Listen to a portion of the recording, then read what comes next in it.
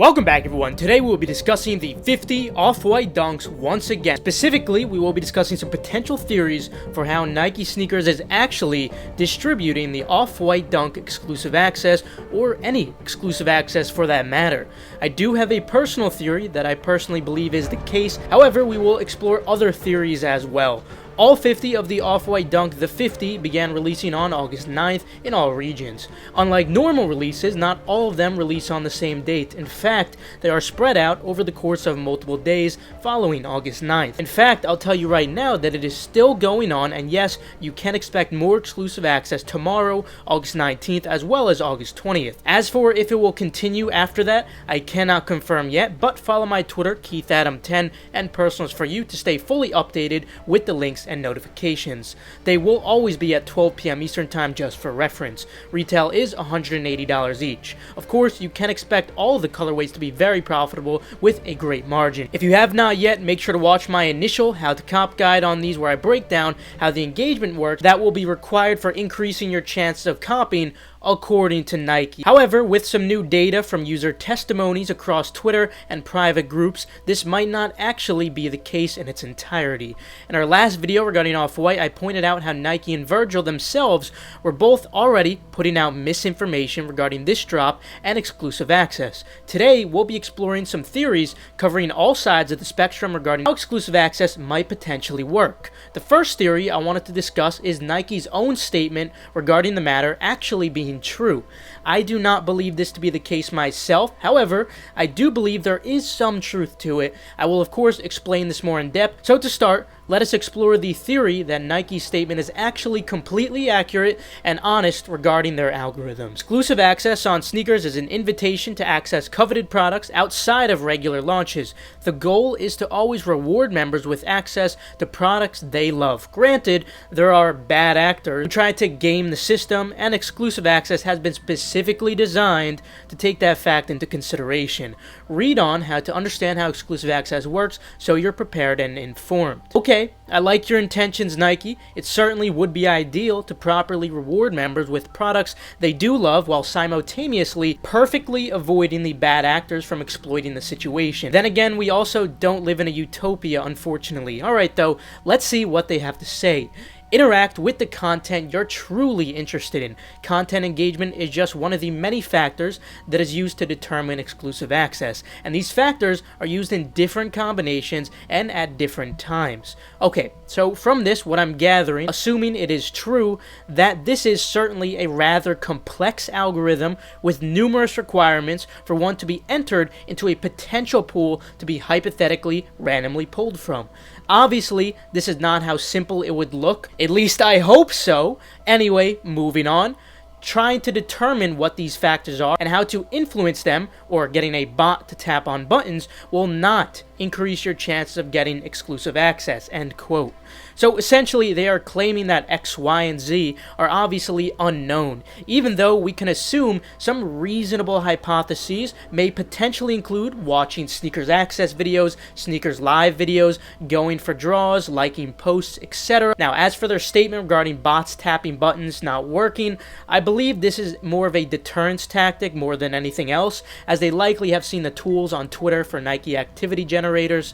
Either they're unaware that people create Casada APIs, even sell them, and don't even get me started on the Akamai APIs that are out there. These are the bot protections Nike would hypothetically be using to detect this false activity. Now, these tools could also even use manual browser generators, but more importantly, I'm not sure how much of these protections actually work in filtering this false activity. Although I do have some experience with Akamai, I've never actually done sufficient research on Nike specifically, so maybe there is something on there. I'm not fully sure. Maybe some Nike expert reverse engineers in the comments could fill me in there, but from what I do understand, it's more or less just to prevent the actual botting of products.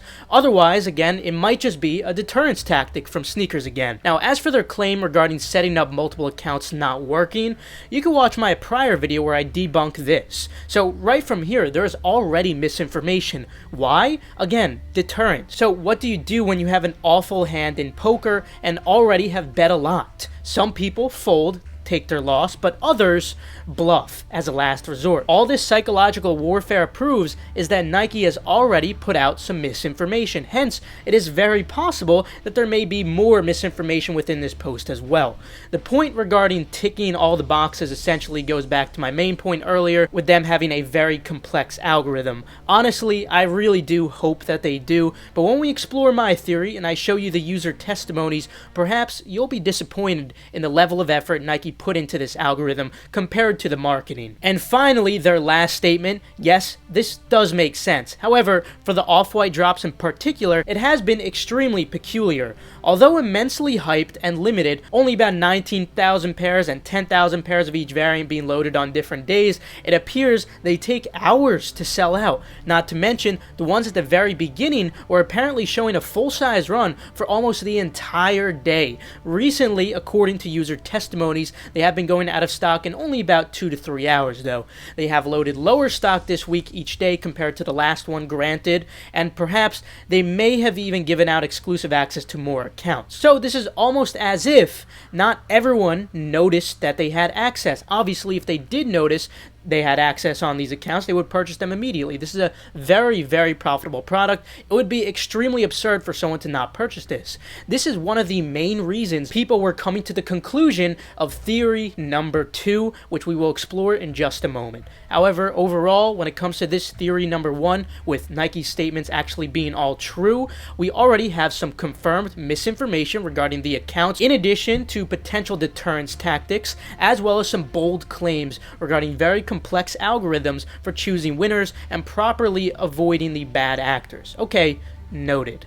Now, let us visit theory number 2. Now, the second theory is essentially the complete and utter opposite of Nike's statements. Remember, Nike's statements revolve around more engagement, increasing your chances of receiving exclusive access. Hence, the second theory encompasses the notion that more engagement actually hinders your chances of getting exclusive access. Now, in my honest opinion, I believe this is more of a conspiracy theory that you might see in a movie rather than reality. You'll see my reasoning for this when we explore my theory, theory number 3. But regarding this second theory though, people have been hypothesizing that Nike's intentions are to give the exclusive access pairs to inactive accounts in order to drag them back into the sneaker purchasing game, thus making their account more active once again, thus increasing Nike's long-term revenue. It is essentially the equivalent to a man with a gambling addiction quitting gambling for 2 whole years, then receiving a winning lottery ticket as a gift from his wife, and thus becoming once again addicted. People believe this for a couple of reasons. 1, the story lines up with Nike's incentives to make more revenue, of course. 2, the Off-White Dunks have been taking a long time to sell out. Hence, some assume mostly inactive accounts are winning these. 3, user testimonies where people have had little to no engagement on the app have still been receiving exclusive access. Now, while this would make a really interesting news article with an interesting plot twist, I do not personally feel this is the case. Hence, we have theory number 3. This is the one I believe is the case personally, but I would like to hear your thoughts in the comments below, of course. So, while the reasons people have theory number 2 are accurate, the one factor that debunks this is the simple fact that people who have been investing time and genuinely tried to engage with the app are also receiving exclusive access. This leads me to the third theory, which revolves around Nike simply not putting sufficient effort into the algorithm. Clearly, there are inactive accounts winning if they take hours to sell out. We have numerous witnesses reporting this if you want to check out the Twitter replies in my question. And people with no engagement, again, are winning, and they have acknowledged this. However, people who do engage are also winning. Hence, I believe the bar Nike has set for so-called engagement must simply be immensely low.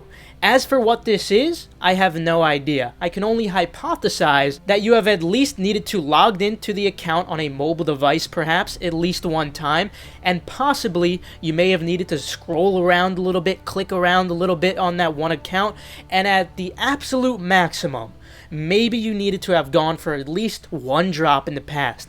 But unfortunately, when it comes to exclusive access, I don't believe there is much more to it. I believe this is a very lazy algorithm at the end of the day. And yes, I really do mean lazy, not impossible. All Nike really needs to do is add a couple more if statements into their algorithm for checking if a user has viewed certain content, for example. If Nike wants this to be fair, then they will need more than an X, Y, and Z. They'll need many, many more variables, and this, of course, will take some time to program in.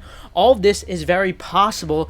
It just needs to be executed. There just needs to be some more time put into it.